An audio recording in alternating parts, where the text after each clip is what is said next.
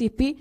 And it's also good to say that I'm vying for Women Rep Murang'a County, that my slogan is to COSET, which is for serving, empowering, and transforming the people of Murang'a County. Harambe! Asanteni sana. Habari yenu? Habari yenu? Zimemkula nyama? Na mbona sauti kidogo? Yeah. Yes, my name is Joram Jeroge. I'm the treasurer of DCP.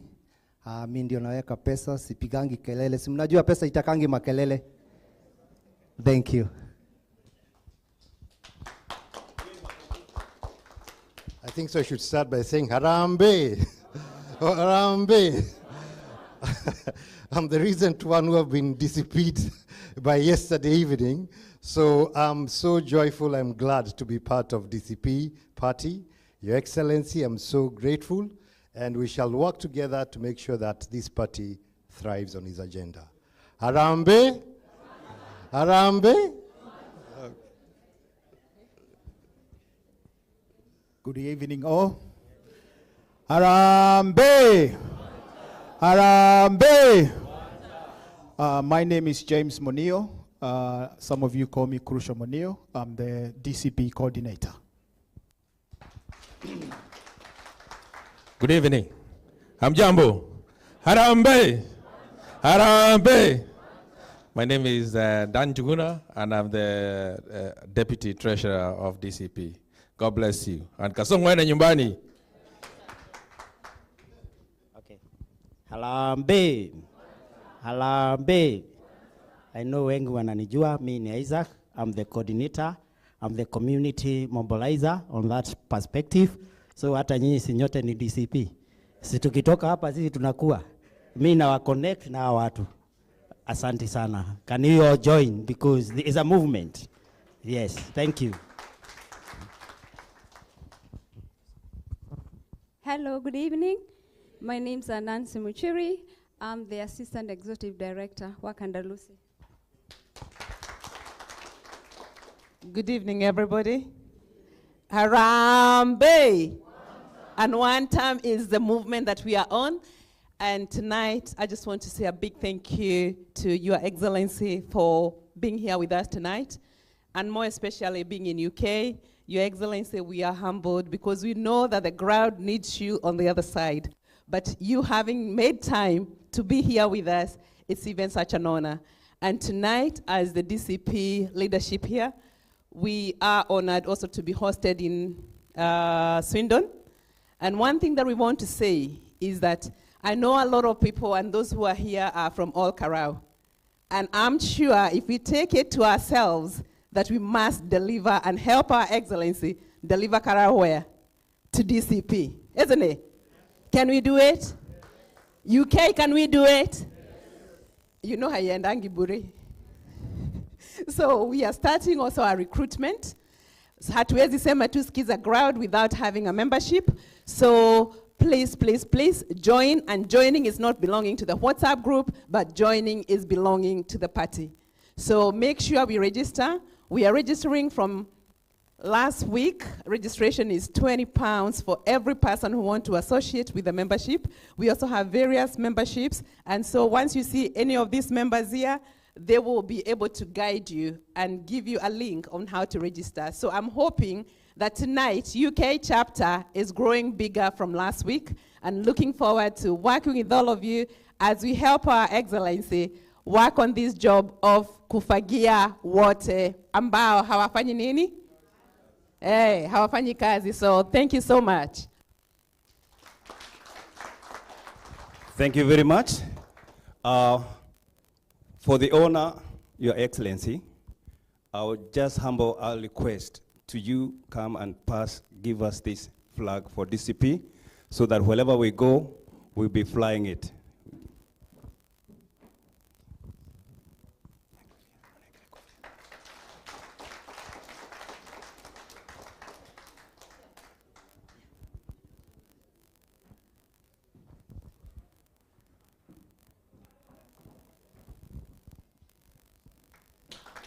DCP.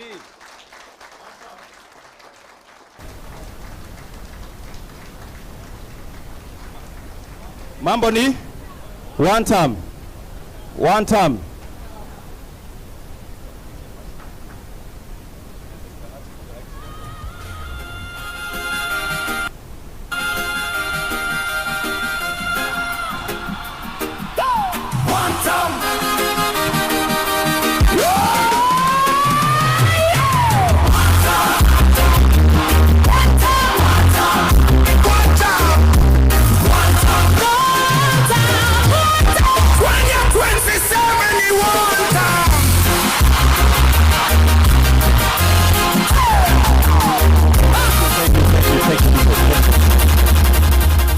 Thank you very much.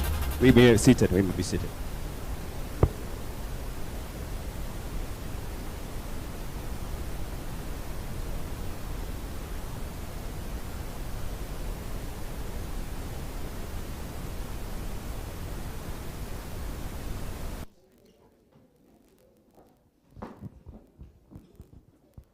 Right.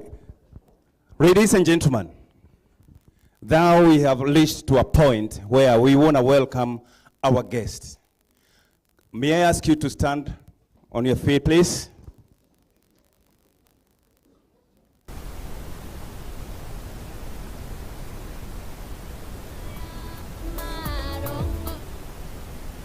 Right, DJ. Karibu, karibu, karibu, karibu, Bwana Excellency. Karibu, karibu.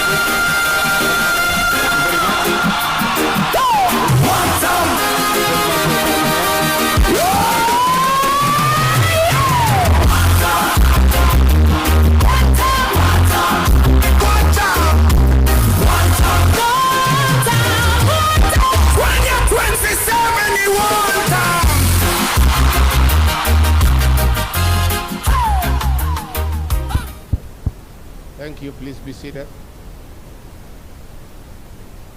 Wow, wow, wow. God is good. And all the time. Msalimieni kwa hewa. Bwana Yesu asifiwe. Bwana Yesu asifiwe tena. Watu wetu wa Swindon hamjambo. Swindon hoi. Asanteni sana. Thank you. I'm indeed very delighted to be here in Swindon for this great occasion, and we have really enjoyed our nyama. Hata isipokuwa ni kazi mingi tugerudi kesho. And thank you very much for the warm welcome and also getting time to come and receive us in such a loving manner and have this engagement tonight. I bring you greetings from home. Umepokea? Lakini kabla hatujaendelea ni vizuri tujuane. Najua kazi yangu ni kusikiza ground. Si ndio? Si lazima nisikize ground. Hapa Swindon mnasemaje? Swindon mnasemaje? Ati mnasemaje? Hapa ni one time. Bas sasa wacha tuongee basi. We are on the same page. We came here on Saturday morning for a week-long engagement. It was my wish to be here for a month, but because of the by-elections in Olkalau and also the challenges back home because of the increased fuel prices, my presence is required back at home. And please bear with me.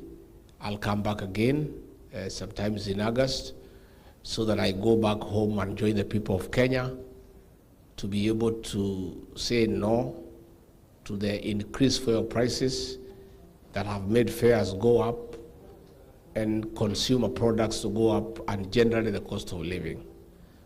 So I'm very happy that we have had time to have this engagement and to tell you that DCP is a party of the present and the future. It is indeed the greatest and the most popular party in Kenya today.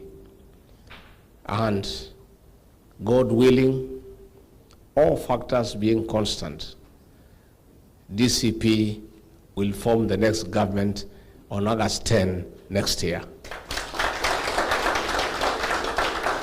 And I have come to request you to be part of that journey. We want to work together in this journey, not just up to elections, but beyond. I am aware that people in diaspora have been given a lot of promises before. So you are a bit skeptical about all these promises by leaders from Kenya, because you have heard it before. You participate in campaigning, in helping a government to come to power, and once the people get to power, you don't see them again. I know you have that concern, but I want to ask you to give me the benefit of doubt. You know, in Kenya, there is only one honest and truthful man, and he's here. And truth is part of my DNA. I cannot change. Power cannot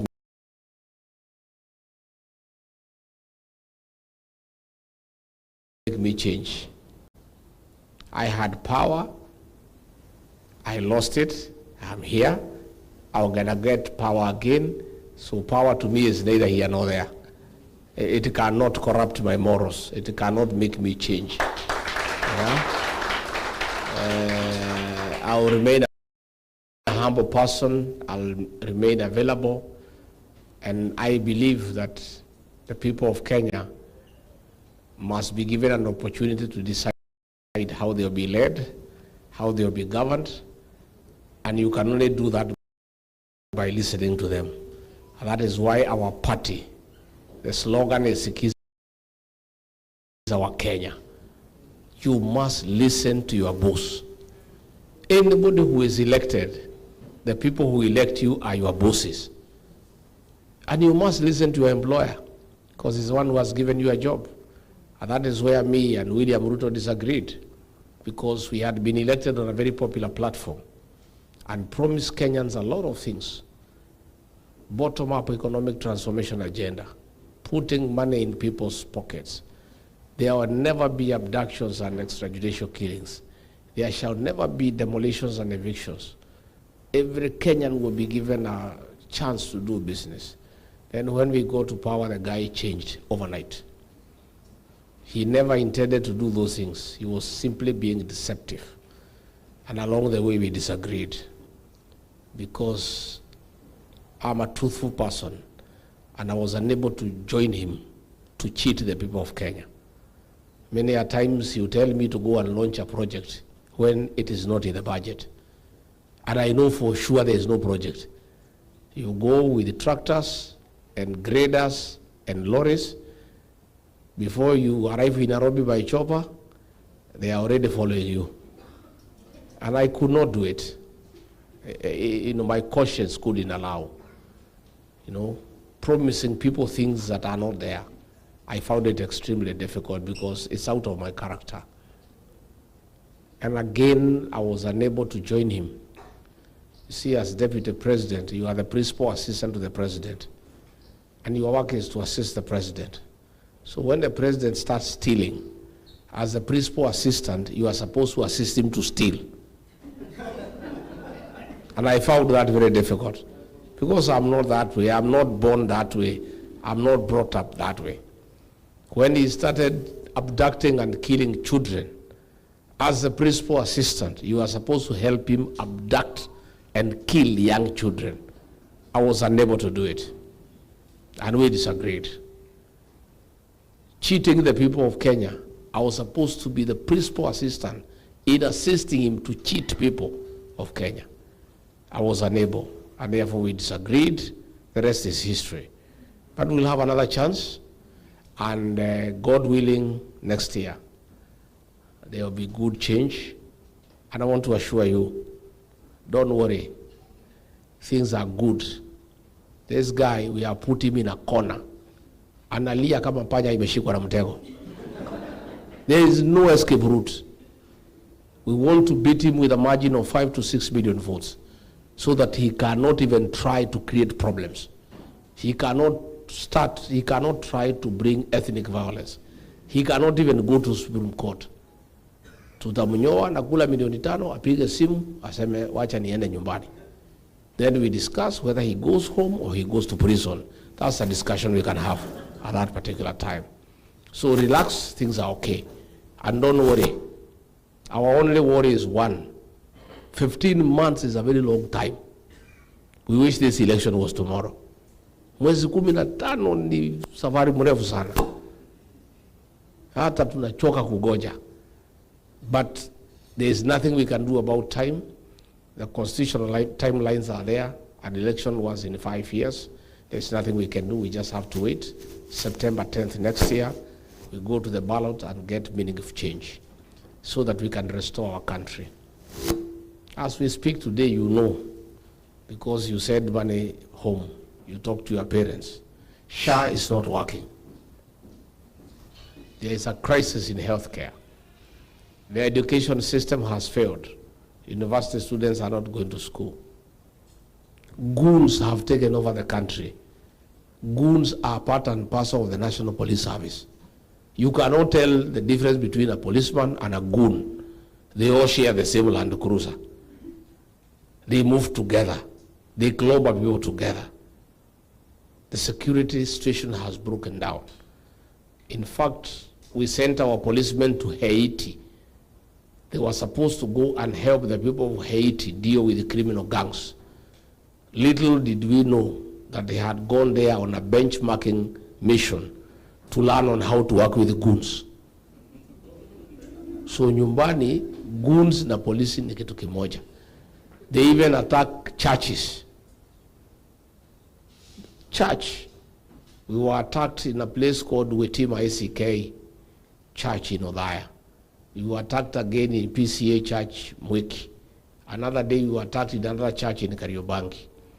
Goons and police come inside church and attack Christians inside the church. That is how serious things are.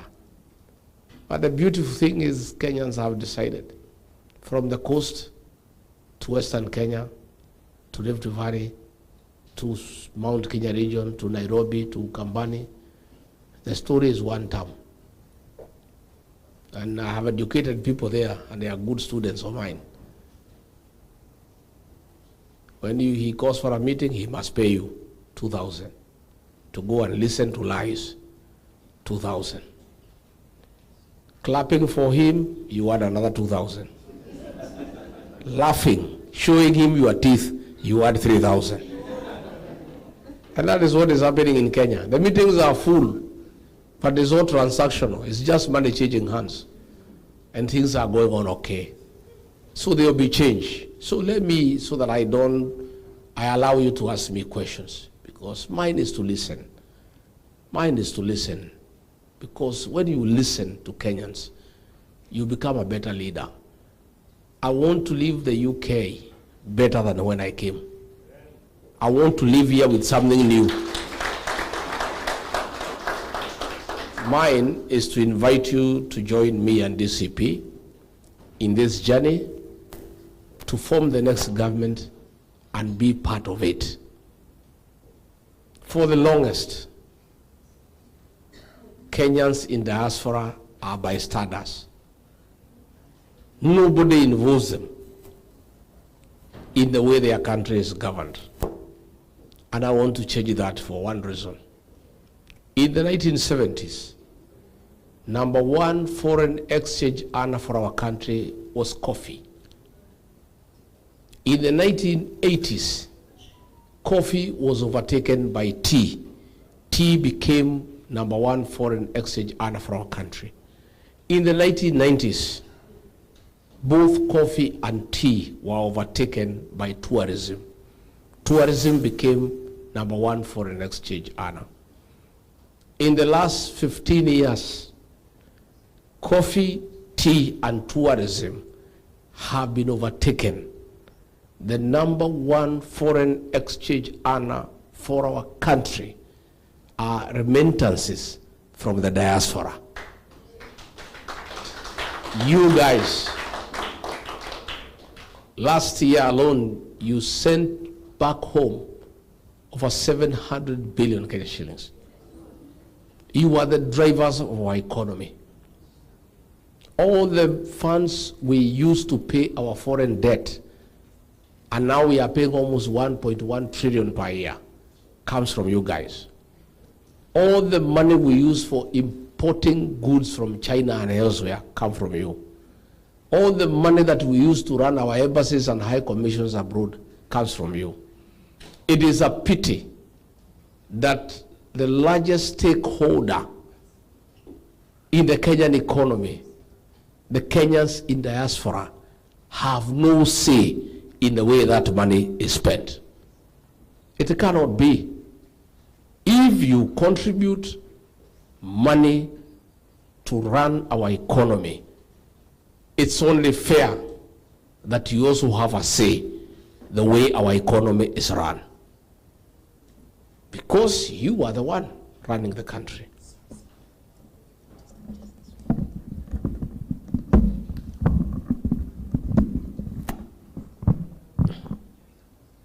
So, I'm saying it's not fair. You cannot be the drivers of the economy and yet you are just spectators. You are just spectators. It's like you make food in your house, you prepare everything, you put it outside, some characters come, they don't even ask you who should get what, they just eat and go and pour some of it. And you're just there, and there's nothing you can do. I want you to be our partners in managing our economy, in running our country. And that is why I'm saying, in the Senate,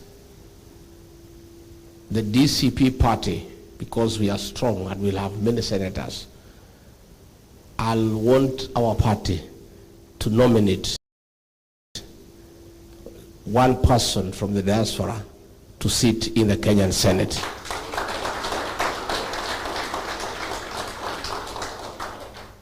In the National Assembly, we want to nominate one Kenyan from the diaspora to sit in the National Assembly.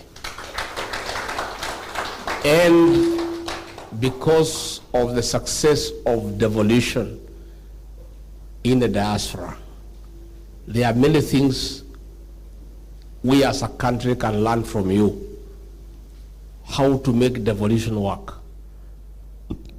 So in all the county assemblies that we shall have a say, including the county assembly of Nairobi and other county assemblies, I'm sure we'll control almost 20 county assemblies out of 47. In all those county assemblies where DCP will have a strong presence, we shall have a nominated member of the county assembly from the diaspora sitting in those assemblies. When we come to the executive, we'll get people from among you to come and join us in the executive.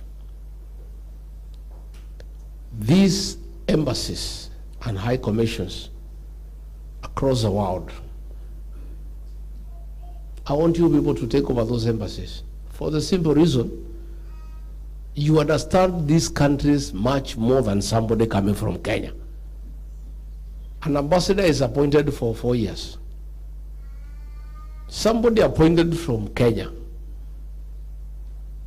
say for example from Wamonyoro village, to arrive here as a high commissioner, he or she will take 1 year to run around to school for my child, where do you go for supermarket, where do you fuel your car, who is your neighbor, 1 year wasted. They'll take another 1 year understanding the British. Because these British people are not people you meet today and you started in many things in the afternoon. So you need time. They'll take another 1 year to understand the environment, to understand what needs to be done. The third year, they'll start now having a plan. They finish the third year. The fourth year, they start implementing, their term is over. But if you got somebody from Swindon with the right papers, and the qualifications to be the High Commissioner. You just move to London at the High Commission the first day to know where your office is, where you put your coat, where is the washroom, where is the kitchen. The following day you start working. Isn't it? Yeah. You start working because you know everything. You know which factories we can talk to people to come and invest home. So that is what I intend to do. And I have said between the High Commissioner and the Deputy, we'll have a marriage between a career diplomat and somebody from diaspora. If the diaspora person is High Commissioner or Ambassador, the Deputy is a career diplomat, and vice versa. That one will blend diplomatic experience with the local knowledge and will succeed. Again, I have said, I don't believe in benchmarking. When I have looked here at the health system, I was here with my late brother in the year 2015, 2016, and I spent a bit of time here in the hospitals. The people driving the healthcare system here are Kenyans. And it's working and working perfectly well. So why do we need to send Kenyan doctors for benchmarking here? They come here, they spend money to learn how to run a hospital, how to run healthcare. Why don't we talk to Kenyans who have been here for 30 years to come back home and fix our health system? That's the way I look at it. I have looked at the drainage system here. Once it has rained, after 20 minutes, you don't know there was rain, because drainage is working properly. I'm told most of the engineers here are Kenyan people. So why do I need to send Kenyan engineers here to come and benchmark on how to fix the drainage? Get a Kenyan who has been here for 25 years, come back home and fix the drainage system.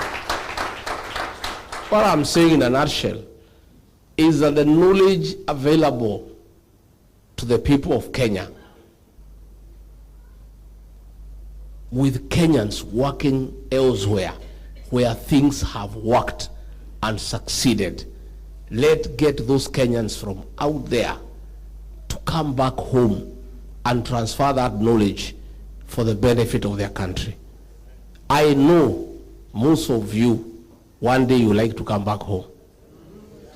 And there is no better way of coming back home and more fulfilling than coming back home to do what you have done here most, to come and do it home for the benefit of your country and your people. That is the way I want us to agree, and I mean every word of what I say. I say what I mean, and I mean what I say. I want us to start that partnership. When we are doing our manifesto, in the next few months, we are going to involve you so that you tell us what you think we can do better and what you like to see done. What is it that you have learned here in the United Kingdom that can be useful back home? It is foolish not to use available resource to the country. The human resource available to the people of Kenya is in abundance. People are there. It's only nobody is interested in asking them to give a contribution.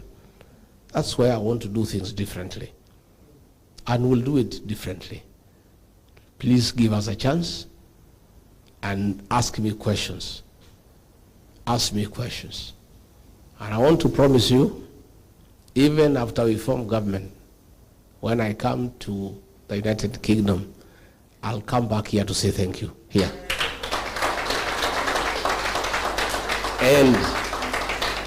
And you can put me to task on what I promised. And me, I cannot change. I'll come and sit here. You asked me, Rigathi, you are here. You said A, B, C, D. You said either the High Commissioner or the Deputy will be in London.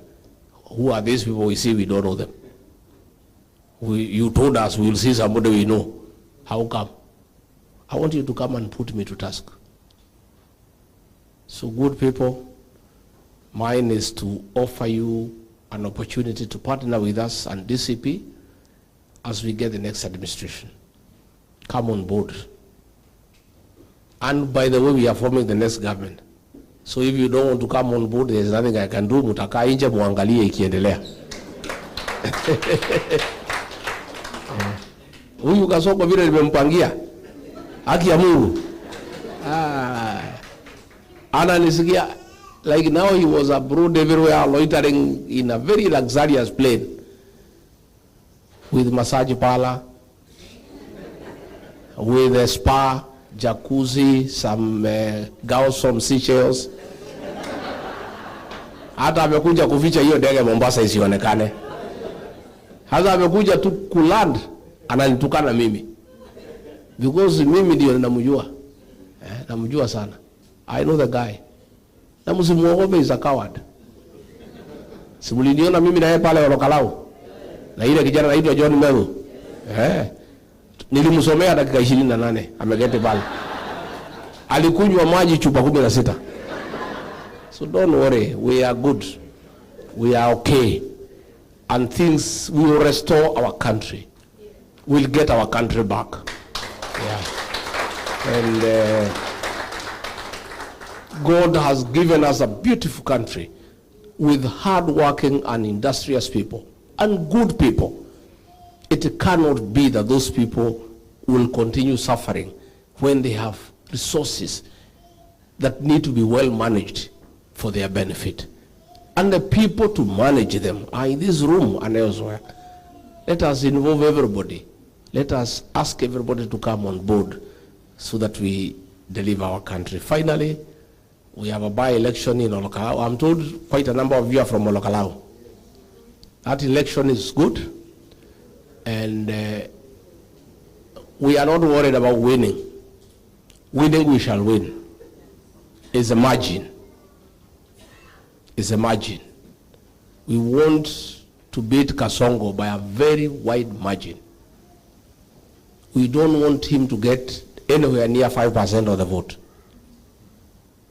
Tunataka kumnyoa asubuhi. Akisikia Olokalau imetajwa, anaanza kulia machozi. So I want all Kalau people to figure out how you can help our candidate. He's called Sami Kamau Ngotho. He's a young man. He has nothing. I had employed him in the office of the deputy president. When I was removed, he was chased away. He has a young family. He is struggling. He has no money, but people love him. And people want to give him a job to be their representative. But we need to help him move around, do some posters, get some songs to sing in his vehicle, move from point A to point B, get agents on the election day, organize some security. So we will need you people from Olokalau and elsewhere to support that young man. And he'll win. And Medo is already on the ground and work is going on very well. The elections are in 16th of July, but the real work is in June. July is just winding up. So mimi nimeshukuru sana. Because I want to listen to you, I've talked too many things. But I just wanted to assure you, one, there will be change. Two, DCP will form the next administration. Three, and most important, DCP and Rigathi wants to partner with you. Not just looking for the government, but beyond. I want you to sit on the decision-making table. We make these decisions together. I want you to be part of government. And I'm very serious about it, by the way. I'm not just talking. I'm very serious about it. And you'll tell me. And that partnership will be good for the country. You guys know a lot. You have ran successful organizations. You have transformed lives positively. Why can't we give you an opportunity to do it back home where you came from and where you belong? It's very fulfilling. Some of us are in this job not because of money or anything, but it's very fulfilling to serve, to transform lives, to make people live well, to make people have prosperity. I want you to be part of that journey, and I want you to be part of that administration so that together we can deliver our country, we can transform our country, and Kenyans can have quality life like everybody else in the world. And we have good people, nice Kenyans, industrious, kind, hospitable. They have just lacked somebody who can work for them, somebody who is serious and who is not corrupt. You know, the guy we have, he told me that he wants in 5 years to be richer than the Kenyatta family and the Moi family combined. I told him it's not possible. He told me, you don't know. The seat of president, anything is possible. I want to confirm today he has been that seat for 4 years. It's true. He is richer than the Kenyatta family that has made wealth for 60 years, the Moi family over 60 years. The two families have a combined years of 120. In 4 years, he is richer than the two families. But the country has nothing. It's not that he has made the wealth. He has just taken what belongs to the country and made it his own. Pure theft of public funds. When Uhuru Kenyatta was in State House, the budget for State House was 4.5 billion per year. He has now made it 17 billion per year from 4.5. Same State House, same functions. Stealing, selling of public assets. Kenya Pipeline has been sold. Safaricom has been sold. Kenya Post Authority has been sold. He has taken over all the businesses in Kenya. Banking, he has a bank called Swindon. All funds for housing, for SHA are in that bank. He is in insurance. He is in construction, cement, steel, tiles, hospitality, energy, oil, matatu. Even matatu wangetuachia hii watu ya kuhangaika wafanye. Ako kwa biashara ya matatu. He is literally in competition with the other business people. And he has driven all of them out of business. This oil business, G to G. G to G means government to government. But it is G to R, government to Ruto. Because it is not the government that is doing business with government companies in Middle East. They have been given to private companies that he owns. So he is making money out of fuel to the detriment of the people of Kenya. So if in an unfortunate event, he was to come back, if he is doing all these things when he wants votes, you can imagine if he didn't need votes, what he would do. That is why we cannot allow him to come back. So mpige masimu nyumbani. Muambie wale watu ya nyumbani ni one term. Eh? And you make sure before muwatumie pesa mwisho ya mwezi, unawakumbusha. Na mkisikia wasemi one term, unawacha kutuma pesa. Zenio, maybe before I take questions, I can introduce you to my wife, Reverend Dorcas. Zenio. Si amsalimie mama boys.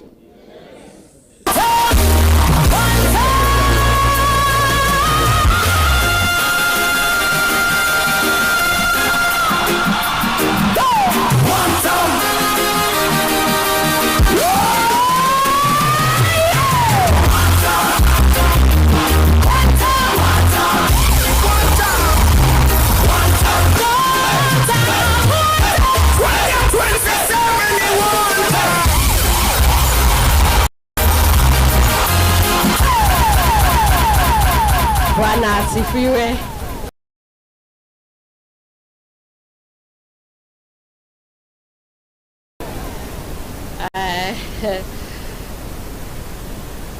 Our councillor who is here, the People's Deputy President, the clergy who are here, and everyone who is here tonight, we just want to appreciate you for the honor you have given us, and especially the warm welcome that you have given to His Excellency Rigathi Gachagua and the entourage that has been with him. we really appreciate you and know that we have a family out here. If there is one thing that one would enjoy is to have a family away from home. And your warmth and the way you have given us even the nyama choma here, we want to thank you. The gentlemen, you are doing a good job out here. You can clap for them.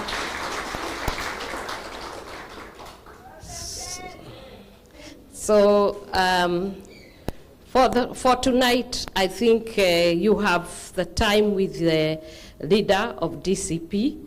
And the other day I was just speaking to you about the logo that you see there. It has something to do with godly engagement. If you see there is a hand there which, if you don't have the hand of God upon you, it is impossible for you to succeed. Number two, you have an ear. Our God says, come and let us reason together. And he says, I hear the cry of my people. And he also sees. And therefore, when you see the ear there, he is listening. And when you say Schism Kenya, you are saying the voice of the people. Listen to the voice of the people and serve the people. And hearing the voice of the people is hearing the voice of God. And this is the only party, if you don't know, in the country that has a religious caucus in it. So as you continue to register, we are praying and interceding so that the next government will be a government of the people, to serve the people, and that which hears the people and addresses the needs of the people and make sure that the people are happy. And once that is done, then you have a good government. God bless you.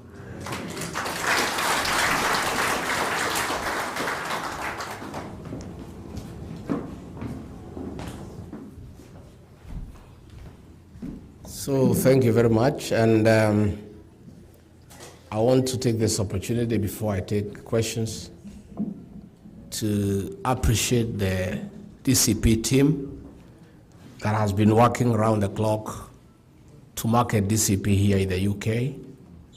I request you to support the committee that was here so that the party can get stronger and stronger. I want all of you, if you agree, to join DCP and be active members. Kwa sababu chama yuko na wenyewe, na mkuwe wenye chama. So that even when we form government, ukija maofisini, unasema mimi ni mwanachama wa UK DCP. So that unaongea ukiwa na nguvu. So please support this team, they are doing a good job. Back them up and let the party get strong and stronger. Because the more stronger you are, the more you even attract us to come from time to time. So I'll try and be back sometimes in August, and so that we can engage much more and see where to go. I don't know who will moderate. We get several questions so that we listen to the ground. Thank you so much, His Excellency. As you have said before, in this house and in this country, we got some of the best talent, and the lady taking question here is not less than a professional, and she's going to take you through the question. She's Ms. Mobori. She'll do that section for you. Thank you. So do I sit and take the questions, then come and answer? She's going to walk around and you answer. One by one or several, then I answer? Okay.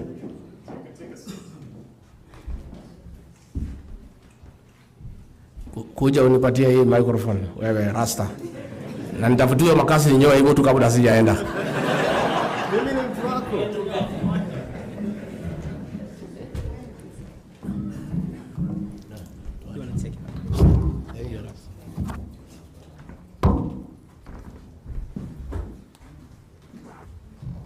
Your Excellency,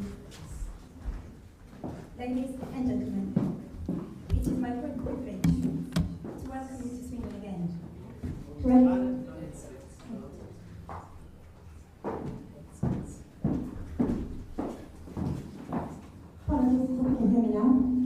Your Excellency, ladies and gentlemen,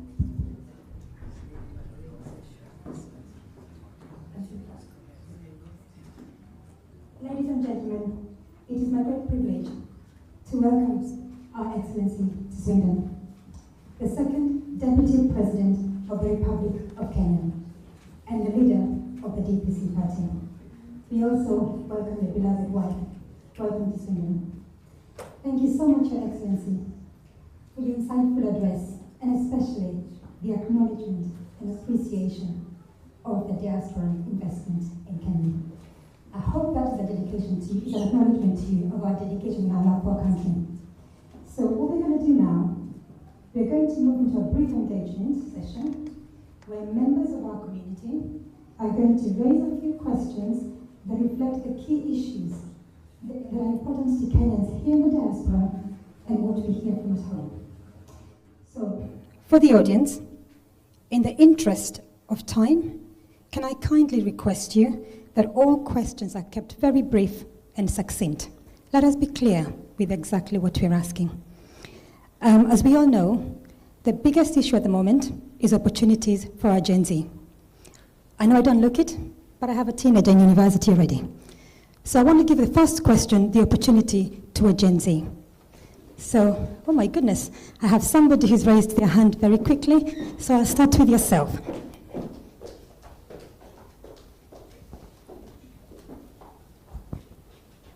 Thank you so much, Your Excellency, for being here. My name is Angela, and I come from Murang'a County, and I live in Swindon. My question is, Your Excellency, recent youth-led movements have highlighted deep frustrations around unemployment, economic inequality, and exclusion. What concrete reforms and opportunities would you prioritize to ensure that young people have access to meaningful employment, enterprise support, and genuine participation in leadership and decision-making processes? Thank you very much, Angela. Your Excellency. Thank you very much. I agree with you 100% that our young people deserves serious attention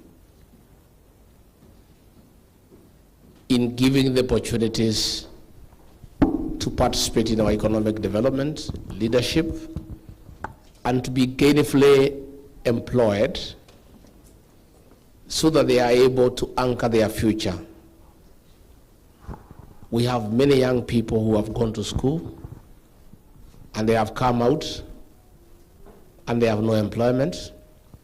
Most of them have succumbed to peer pressure, frustration, leading to depression, and many cases of suicide.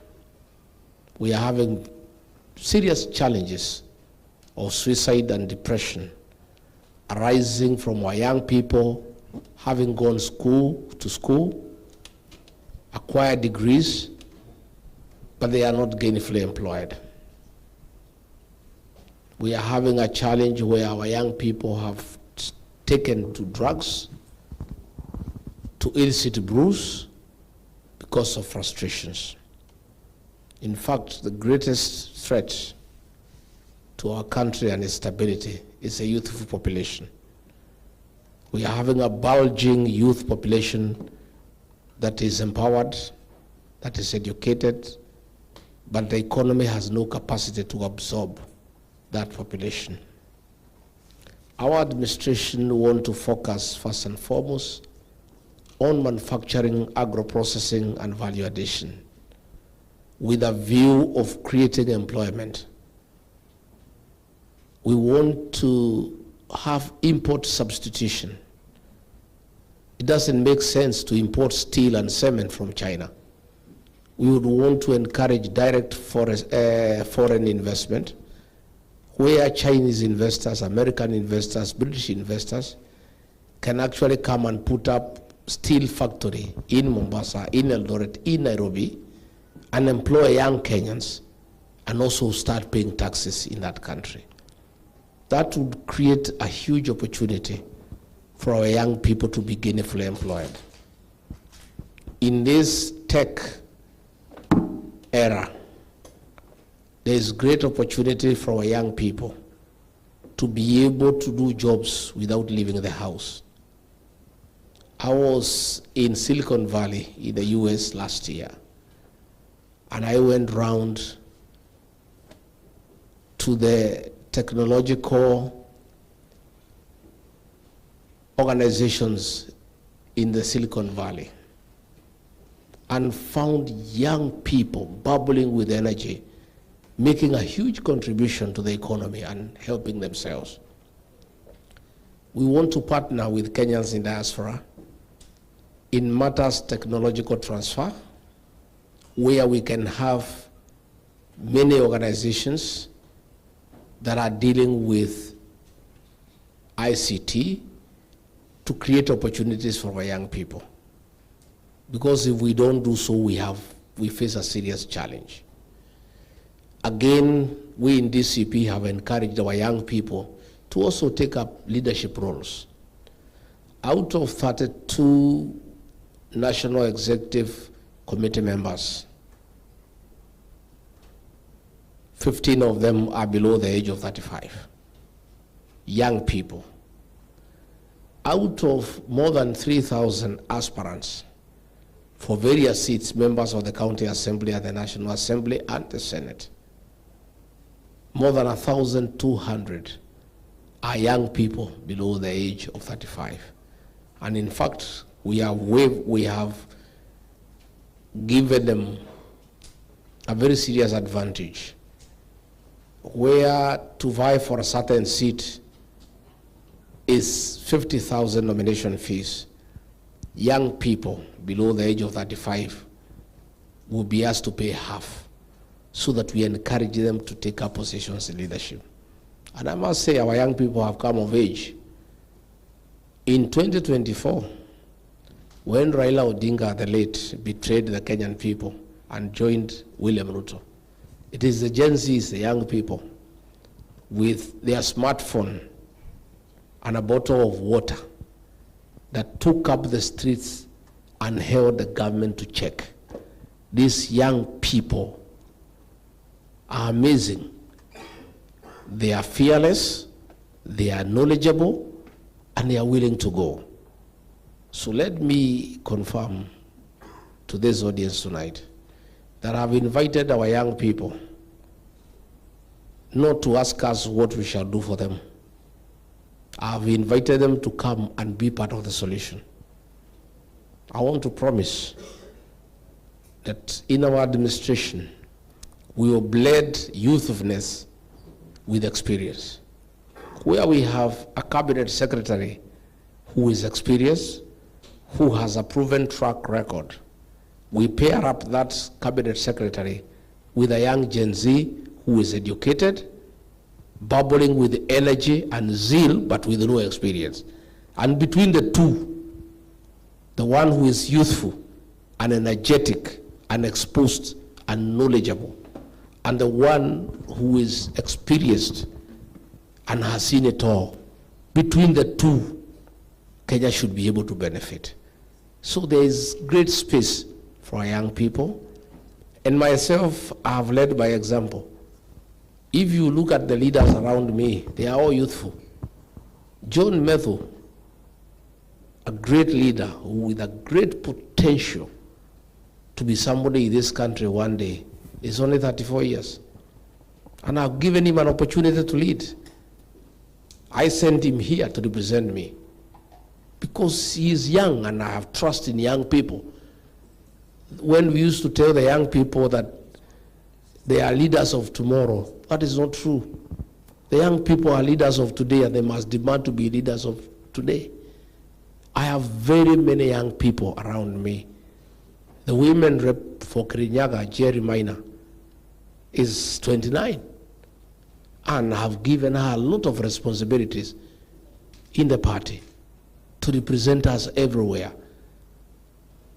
The Gitonga Mukunji, the MP for Manyata, wants to be the governor of Embu next year. And we have encouraged him to go for it, and he's a young person. So we are saying that there is space for young people. But we are asking the young people also to take the challenge. Nobody can give them leadership when they're at home. They must do what the Gen Zs did. They came out and announced their arrival on the Kenyan space. Everybody knows the Gen Zs are up and around, and you cannot ignore them. Even when we go out there in public meetings, we always give them a chance. After the leaders have spoken, we say, bring 2 Gen Zs, some young girls, some young boys. They come and speak. And they do speak a lot of sense. They know much more than we do.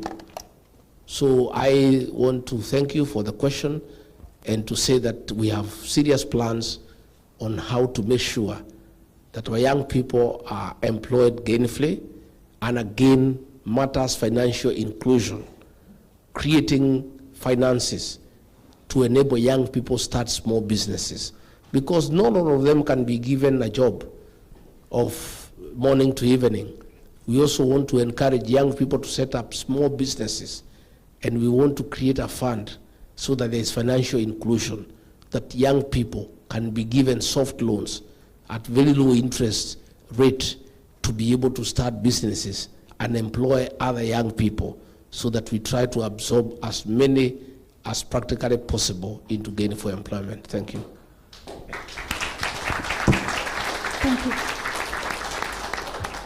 Thank you very much, Your Excellency. The next question, there's a gentleman who was sitting right behind me when you mentioned the amount of remittance in billions, that an estimated only 300,000 people, 300,000 Kenyans living in the UK contribute to the Kenyan economy. There's a young man sitting right behind me who's a chartered accountant in the UK and happens to be my husband. He kept saying, can I ask him a question about economic sustainability? So I want to give him an opportunity to ask a question about economic sustainability.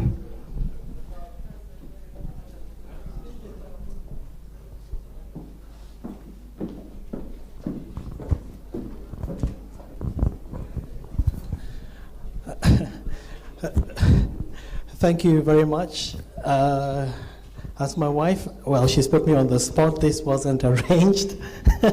But Your Excellency, thank you so much for giving your time to come to Swindon. Now, my question is, based on what you've been talking about, high fuel prices, and you spoke about remittances, when we look at the macroeconomic data coming out from Kenya and what the media say, is Kenya is on,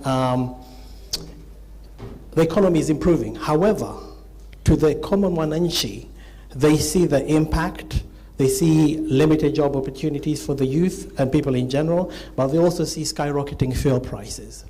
Now, what will a DCP-led government restructure the fuel situation? Because the current government is talking about global supply chains, but however, we know there are other factors in play.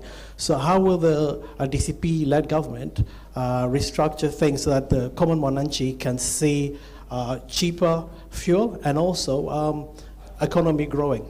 Thank you. Thank you very much. The problem of the high cost of living, the problem of fuel prices that are very high, has nothing to do with the challenges in the world, with the war in Iran and all that. The problem of Kenya is state capture and conflict of interest. What has happened with the issues fuel? William Ruto has taken over that business through proxies. He is the one buying fuel at negotiated prices where he has loaded his profit that is too high. That is the problem. The problem of Kenya is one of corruption, where the people in power have decided to steal everything from the Kenyan people. And in the process, they have brought the country down, setting the prices of consumer goods to unacceptable levels. So the way to fix the Kenyan problem, first and foremost, is to deal with corruption. And that I am clear in my mind. For you to fix corruption, you must not be corrupt yourself. Because the minute you steal, you are Judas steal as well. Because you cannot steal alone. As president, when you are allocating yourself tenders, you have to work with some fellows. And that is why you saw the other day, the PS for Petroleum, the CEO for Kenya Pipeline, the CEO for EPRA, decided what to do what their boss was doing. They decided to import their own fuel to make some money as well, the way he has been making. And he was so bitter, he sacked them and locked them up because they were competing for him in business. What we must do, we must deal with corruption. And let me tell you, I don't want to brag. I don't want to say that I am blameless. But I want to say that I've never been involved in corruption. If I had done any corrupt deal for the 2 years I was deputy president, I would be in prison today. William Ruto has tried to look for a fault in my life. He cannot get any. He is so frustrated. He has sent investigators to turn my life upside down to find out whether I've ever stolen anything. He cannot get anything. If I had dipped my fingers into the public coffers and stole even $500,000, I would be committed today. He is so frustrated that he tries to look for a fault for me because I have stolen nothing and he cannot get me imprisoned. He now goes to social media to listen to gossip. All he can say is what he is reading from what my adversaries are saying in social media. Oh, Rigathi impregnated a girl 9 years ago. Because there is nothing against this man. The man is white as snow. He's nothing. The other day he went to try to look for my relatives. Our brother died 9 years ago. We did succession, we finished. Everybody got his share. They have eaten all the money and finished it. There is nothing remaining. He looks for them. Oh, I can help you to recover what was sold. And it was sold, they were given the proceeds. Because there is nothing against me. I'm trying to say, I can be trusted to deal with corruption. And if you want to know I can deal with corruption, just see how frustrated William Ruto is. The other day they went to Banyani. They looked for a criminal who was jailed there for 20 years, a robber, and told him to say that he is the son of my late brother. Nobody knows him. We have never seen him. In my late brother's will, he was not there. Even looking at him, he doesn't look like us. The fellow is saying, you know, this William Ruto, I think he is too confused. The fellow is saying, Rigathi organized for me to be jailed because my father had died. And he had left secrets with me. And Rigathi wanted those secrets. So Rigathi organized I be jailed for 20 years. Now he is saying those secrets was given by his father when he died. Now this man was jailed in 2013. Gachagua was governor in 2013. He died in 2017 here in London. So you know these are people who are lost completely.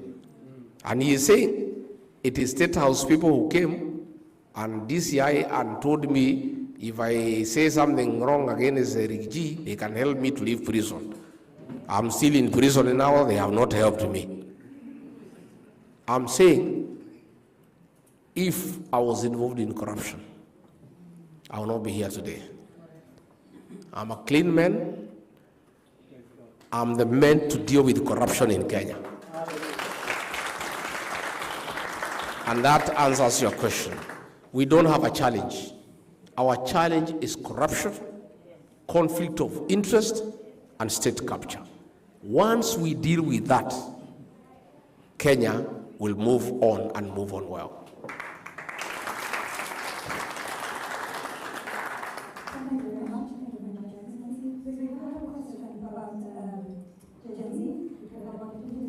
We've also had the response in terms of economic sustainability. If you have a question outside of that theme, please raise your hand. And then the black cap. Go on behind, yeah. Him first. Yeah.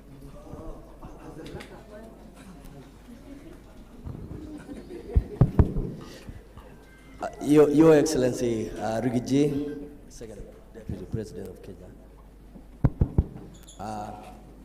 Mama Dolcas, karibuni UK, karibuni Swindon, and everybody else who is here, feel welcome. I just wanted to piggyback on... Say your name.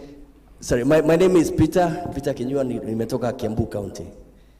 So, I wanted to sort of like piggyback on your question, or what you just really labored about, corruption right now. I do believe you, and we want the united opposition obviously to win because we can see what's going on right now in Kenya. But this problem has been there like since independence. We know like obviously including like the government of like Kenyatta Mzee, Moi. We saw like time ya Kibaki, we saw like what happened.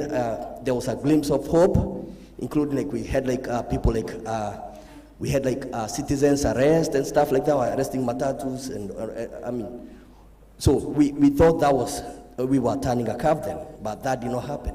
And then we saw like during the Uhuru government. In fact, I do remember a speech from His Excellency the Uhuru.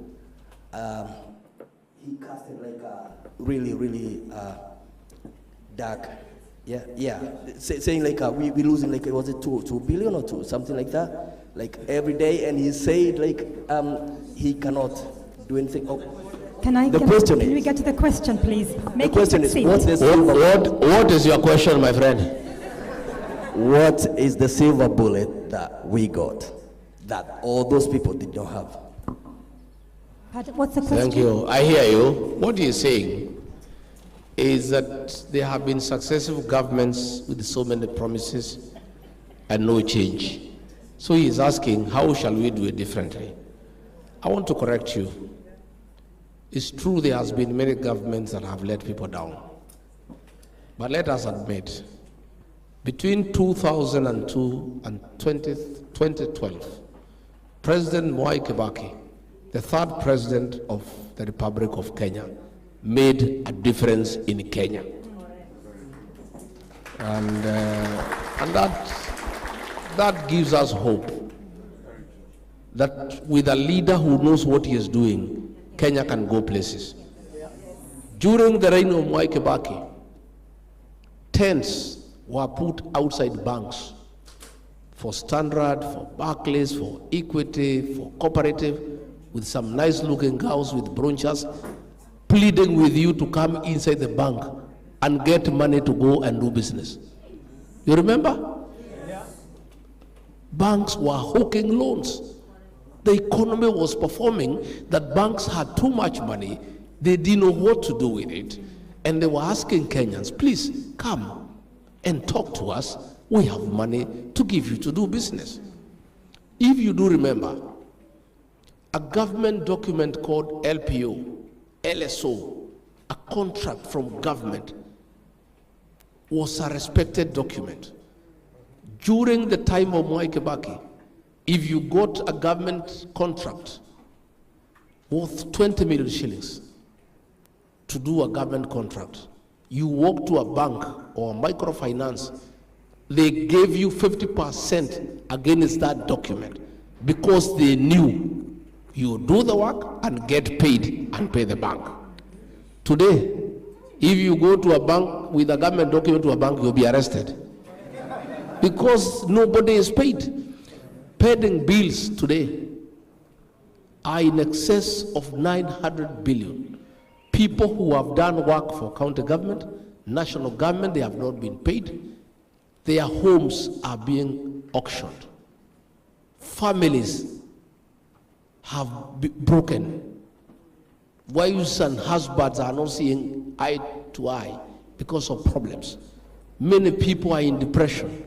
Others have committed suicide because of pending bills. We want to restore the Kenyan document, government document, to what it was during the reign of Mwai Kibaki. It is Mwai Kibaki who brought the revolution called M-Pesa. For financial transactions, cashless, with ease. It is Mwai Kibaki who brought border. It is Mwai Kibaki who put up Thika superhighway. It is Mwai Kibaki who opened up the bypasses. During Mwai Kibaki's tenure, you didn't need to tell Kenyans that there is economic growth, that the economic survey is saying there is no inflation. Oh, the economy is growing by 7%. Kenyans told you the story. They could feel the impact of the economy. That is what we desire. So I don't want you to give up to say that there have been successful governments and they are not working. We have a government that worked. And we are saying, even if we don't surpass what Mwai Kibaki did, for heaven's sake, Rigathi, why don't you restore Kenya to what it was during the reign of President Mwai Kibaki?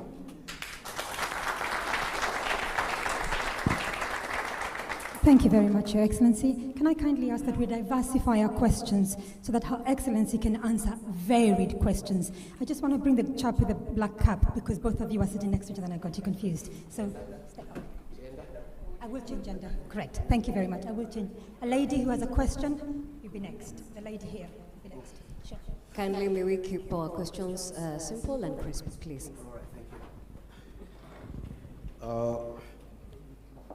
Am I audible? My name is MATIANG'I. I'm from Thika, born and bred. Your Excellency, People's Deputy President, welcome to Swindon.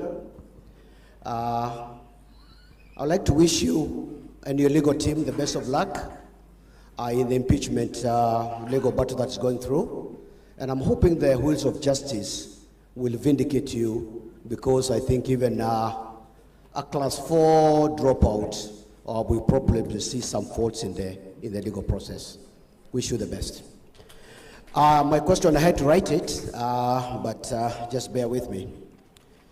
Your Excellency, credible democratic processes are fundamental to national stability and public trust. In recent years, concerns have been raised around electoral transparency, fairness, and integrity of the voting process.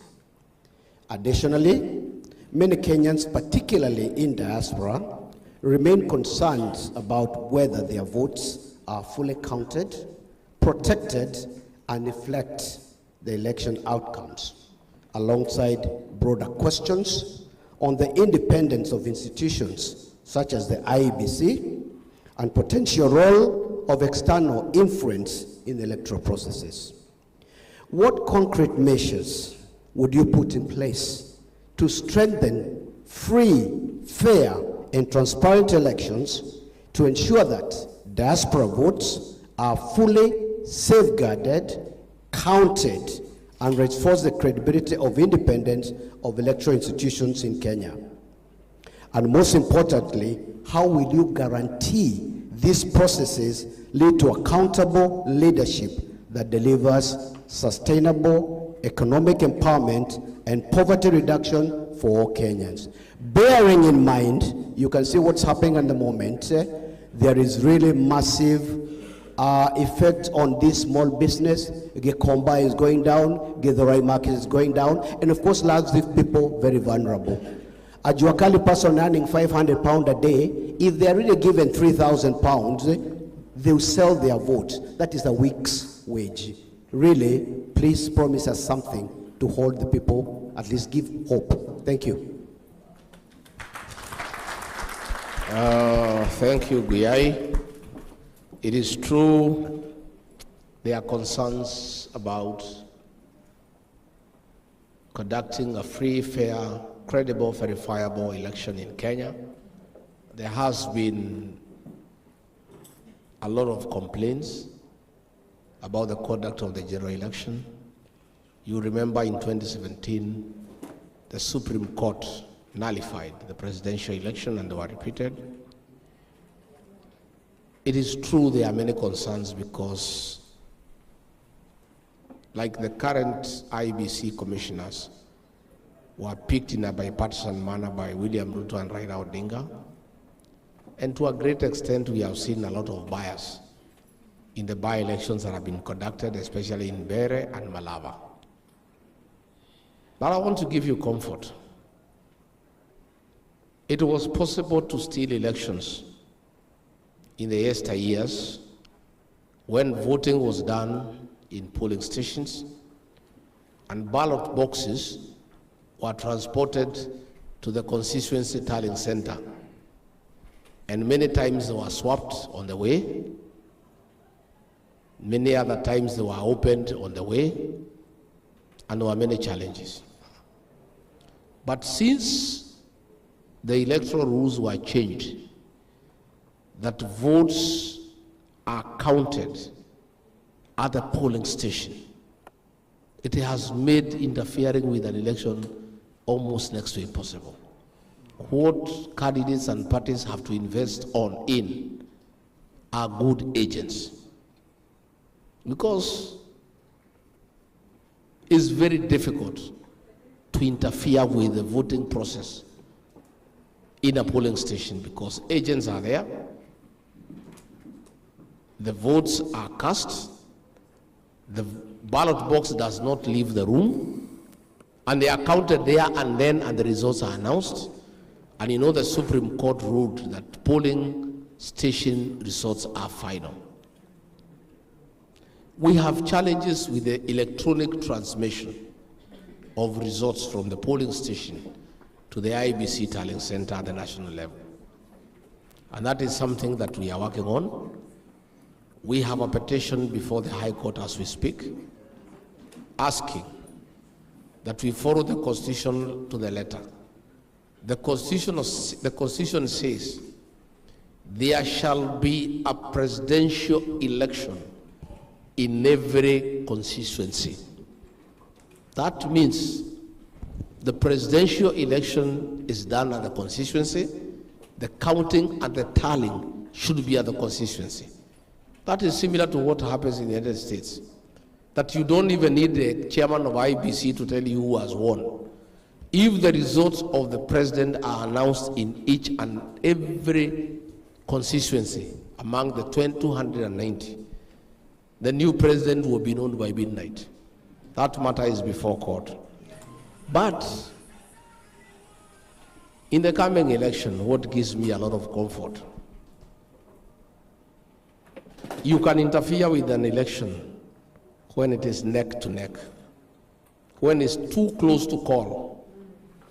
Since these IBC commissioners are not impartial, we don't want to give them a role in interfering with the election. We want the margin to be so huge that there's nothing anybody can do. And that happened during a by-election we had in Narok Township, where DCP was doing very well. They tried to rig the election, but the gap was so huge, there's nothing they could do. DCP won the election. We want to have a gap of 5 million votes against William Ruto, such that there's nothing anybody can do.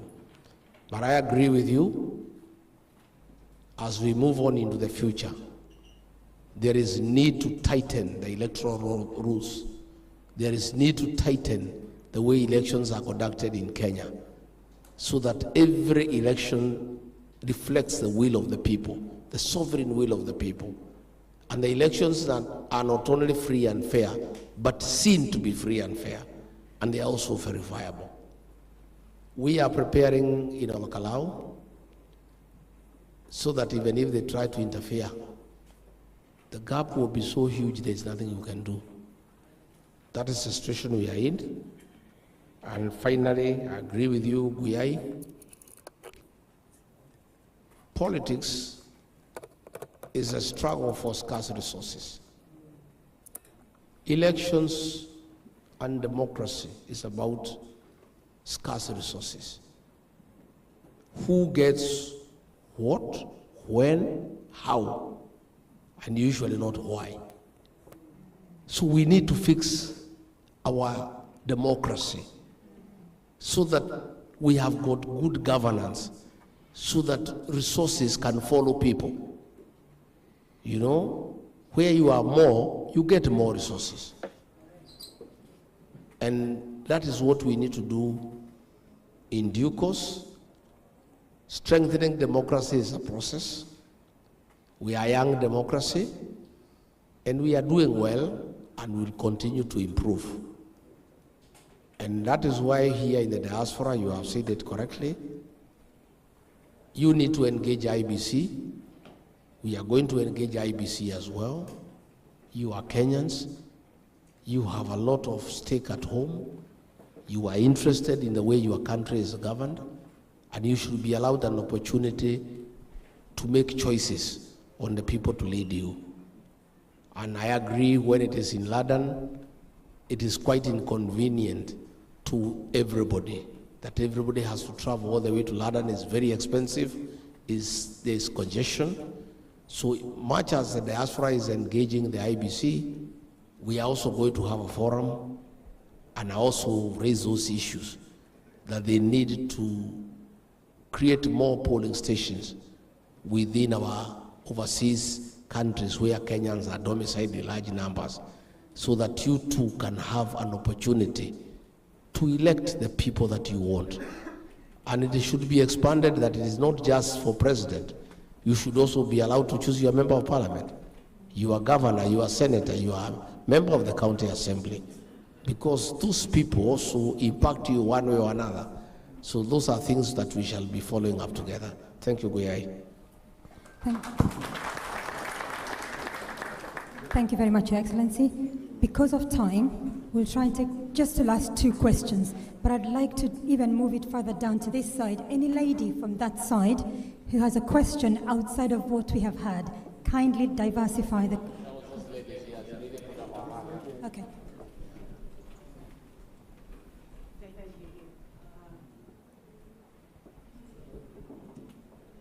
Your Excellency, hello.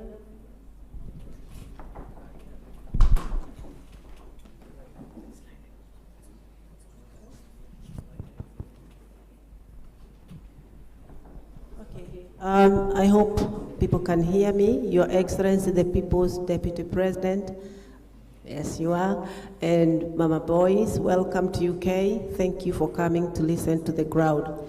My name is Elizabeth. I'm from Nyandarua County, so Olkalau is a personal interest, so I want that seat for DCP. I want to ask you about tax, that we are taxed when we send staff home. I believe people in this hall will agree with me that we can help our country with so much. Today, we were somewhere that we had a lot of wheelchairs, a lot of mobility things that can help people who have mobility issues in Kenya. Last year, I do a lot of charity, so I loaded a container of 20 feet, and I was helping a children's home that I'm proud to say. It's called Little Angels. It is in Nyeri County. The children's home, everything was theirs. So they applied for an exemption of tax. They were given by the Nyeri County. So I was asked to send this container, and I was told that the last exemption will be given by the Treasury when the container arrived in Mombasa. The container arrived in Mombasa, and lo and behold, the Treasury came back with a rejection and did not give me any reason as why it was rejected. So, People's President, I was snapped with a tax of 800,000 shillings. Now, my mom was very angry. She said, this is not something that you're bringing to pay school fees for your children. Is this charity of yours? And I was given a choice of abandoning that container so that they can divide themselves or paying 800,000. Apart from that, somebody called me from the same KRA, 170,000. So I paid 1 million Kenyan shillings because I wanted to help that home. I was very angry, and I believe everyone here would agree. If you reduce that tax for us, we have a lot we can do for that country. So I really hope it will be done. Thank you. Thank you very much, Elizabeth. I feel you. I'm aware, because even as I have traveled around the country, around the world, I was in the US, and I found that there are some hospitals that utilize their equipment for 2 years only. They are brand new and they would like to give them out for charity. But our government has made it almost impossible, because when you get items and equipment that can help a children's home, and you want to help and then you ask to pay 800,000 shillings, it's very, very unfair. I have been thinking about it. In fact, I was discussing it with Reverend Dorcas last night. That particular matter, that our new administration will have a deliberate policy to set up a committee chaired by the National Treasury, members from our churches, and other organizations that do charity work, where before you import goods, you'll be able to give the particulars to that committee. That committee will check that information.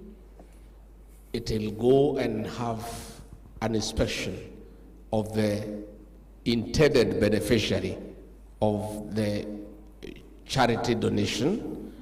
And once that is confirmed, before you ship the goods, you are given the go-ahead. Yeah? I really find it very, very unfair that people out here in the diaspora with serious connections find very useful donations that our country cannot afford, and they want to send them home to help the people they left behind, and government has made it almost impossible. It's really very, very unfair, and it's really lack of empathy. It's lack of humanity. You know, even as we run government, of course the government is not a human being. It has no feelings. It's an abstract thing. You cannot pinch it, it cannot feel pain. But within government there are people. People should be able to have empathy, should be able to behave like human beings. In our manifesto, we're going to include that we are going to create a body that will be receiving proposals of people out here who have certain goods that they want to bring to help home, not to make profit, not to sell, and do the inspection. The purpose of that committee is also to avoid people taking advantage. You know, because Kenyans are also crooked, you know that. Our people are also not very straight. They may also want to use that to bring goods without paying. So there must be a connection. There must be a connection where you will declare the goods, where they are coming from. Then the institution that is receiving them is inspected, and then they sign a certificate that they will receive those goods, and the goods will be in use. And then they will give what you call an indemnity, that in case an inspection is done and it is found those goods were not received, they will be able to pay the duty that is equivalent. So there must be a way working around it. Yeah. And in fact, we were discussing it with Reverend Dorcas last night, because we also have people we are visited and they want to help, and it's difficult.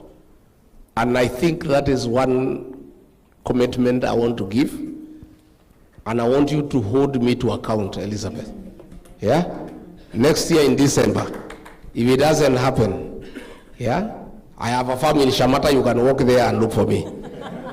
So that as we wewe kiongozi, ulikuja ukatuambia, mulichaguliwa mwezi ya 8, sasa ni December. Wapi ile maneno ulituambia? I want to be held to account. One last one. Another lady, the men were too many. We have to be gender sensitive.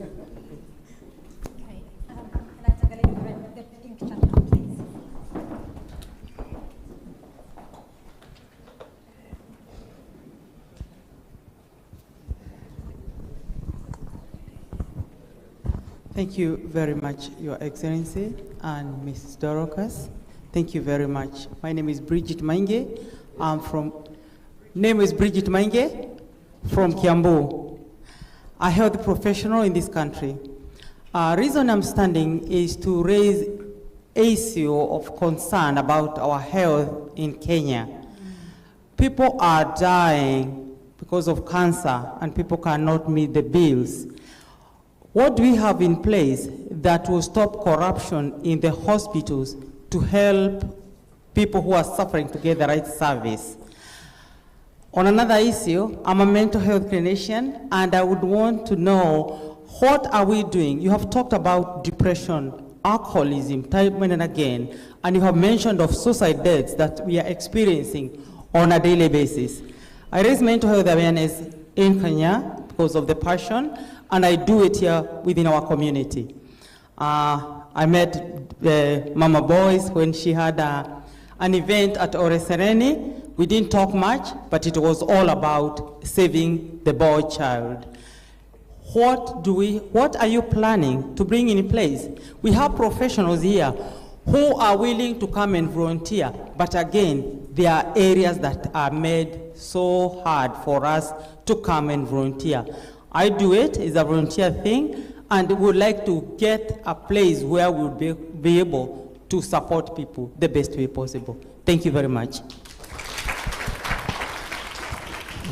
Thank you very much, Ma'am. It's true, the disease of cancer is ravaging homes, leaving homes in destitute.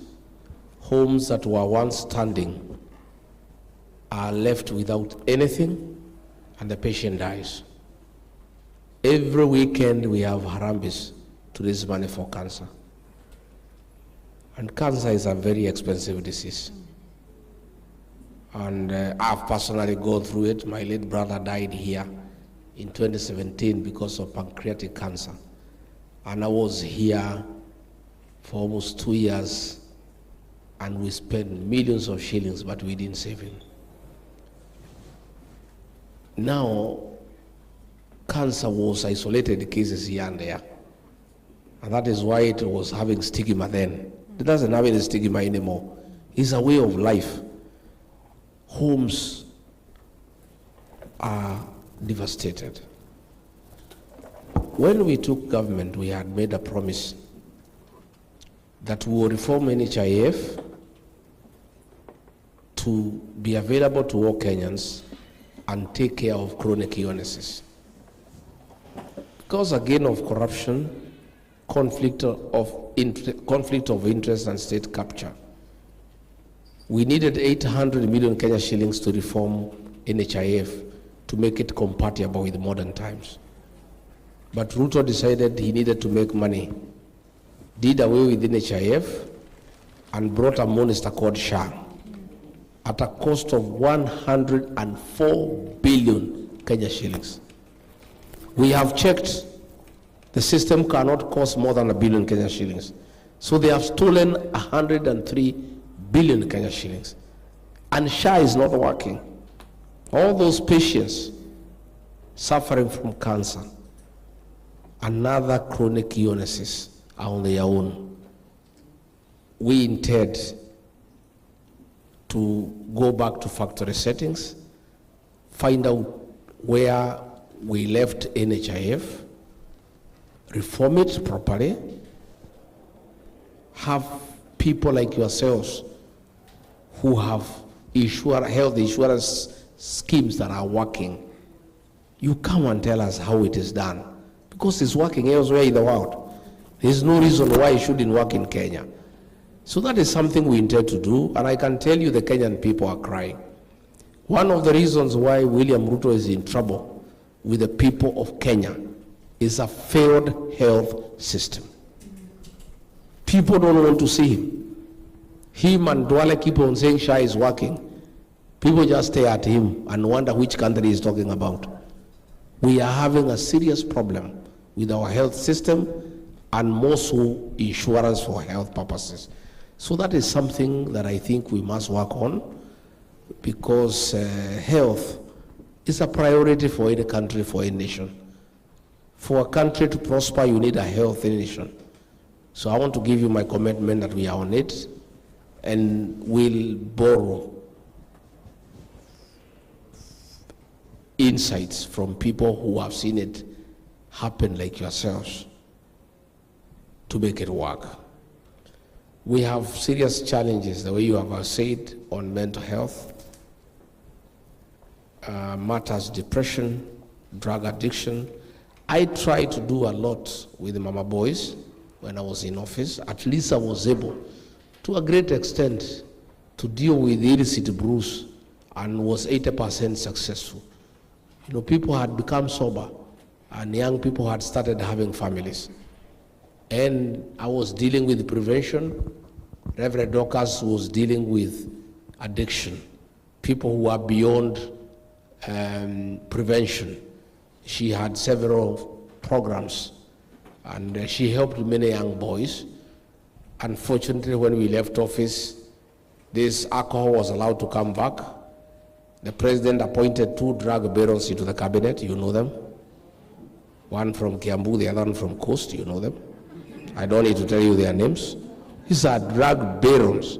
They sit in cabinet where our government is supposed to deal with the drug abuse, but 2 ministers deal with the drugs. I'm told even one of them is campaigning to be deputy president. So you can imagine a president who is a thief and a deputy who is a drug baron. What kind of country we would have?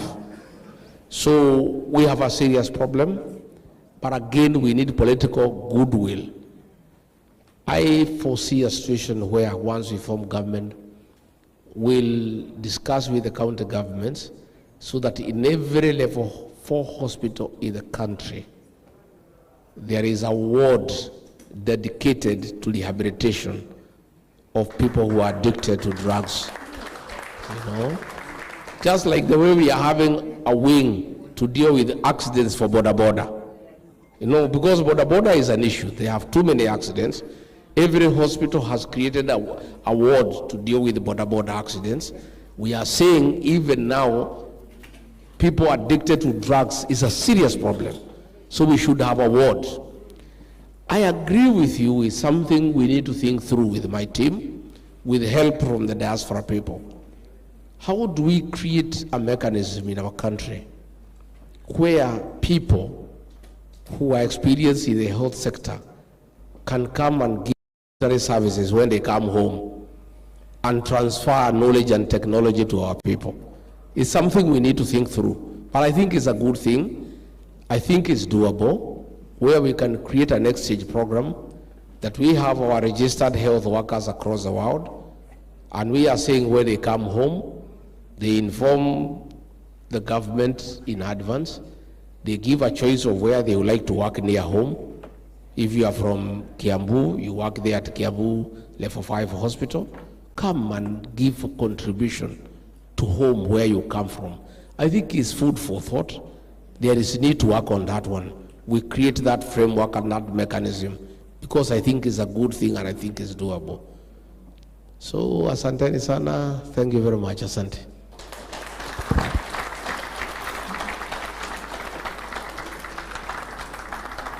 I just want to say a huge thank you to Your Excellency just for engaging with us very openly, transparently, and making a lot of promises and commitments to us. I'm sure we can all agree that we feel seen, we feel heard, and we feel acknowledged as diasporans. Thank you so much for your time. We appreciate it. Asante sana. Nimeona mlikuwa na maswali mengi, si ndio? Lakini silitarudi. Sasa nikijibu yote, next time nitajibu gani? Si tuende pole pole. So at least we have answered those ones. When we come next time, I'm telling you, I've left here a better person. This listening to people is everything about leadership. How will you know these things unless you listen to people? You sit here in those big offices going around with the chairs, the red carpet, nini na watu wamekuzunguka wanakudanganya, oh king, you are the best, oh nini, people love you, people are very happy, na ni uongo. But I think when now the issues you have raised here, like that issue of equipment and items for charity and the way to deal with it so that people can be able to harness resources for charitable work is an important thing. That issue of mental health. These are great ideas, and I'm very grateful to those who have contributed. I want to say thank you. I've left here a better person than when I came. And what you have told me, what I have learned, will inform my leadership, and it will make me a better leader. And I think you'll be very happy one day when you hear a policy pronouncement has been made that is directly an answer to what you raised. You feel very happy. You feel very happy, and we'll do it, by the way. This public participation cannot be an exercise in futility.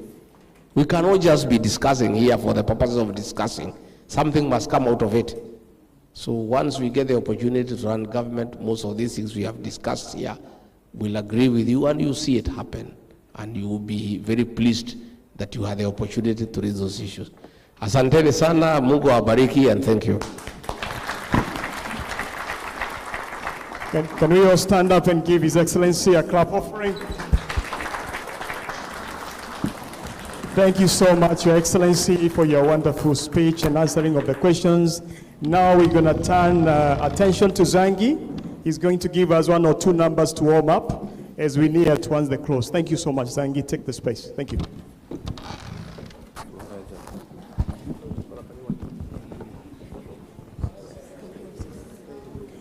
Excuse me, before Zangi starts, we have a few cars that need to be moved. I think some people are blocking others. So the first car that needs to be moved is OY59 UNP. The second car is M33 OTE. And the third car is MD16 VXR. And the next one is RK17 EKP. Thank you. Zangi, take the space. Can I hear you?